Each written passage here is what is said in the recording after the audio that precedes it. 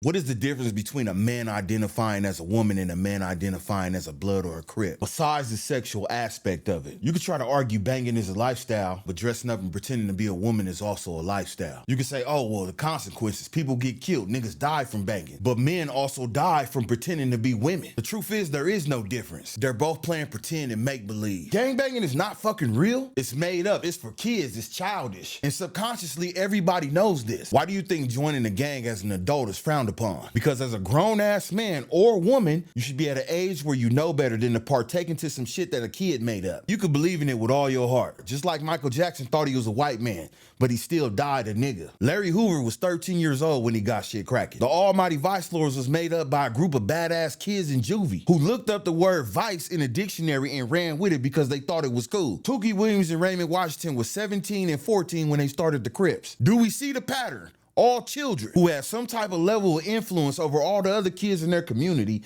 made some shit up and ran with it until adulthood. And tens of thousands of grown-ass men are still suffering the consequences of the decisions that those children made back in the day. If I told you I was for Mario Kart Crip or Supersonic Paru, you'll tell me get the fuck out your face. But if I kill 20 people behind it, you'd be like, oh yeah, them niggas ain't playing. Even though I sound fucking stupid, I done took my pretending to a whole new level and you niggas respect it now. And them older niggas like to say OGs made the hood and YG's run it. If y'all believe that's true, let me be the first one to tell you that you've been bamboozled. You've been whoop-de-dooed. Men tend to be selfish by nature, and they tend to hoard and hold on to the valuable. Have you ever heard a boy's dad walk in the house and say, you know what, young nigga, I'm getting too old for this shit.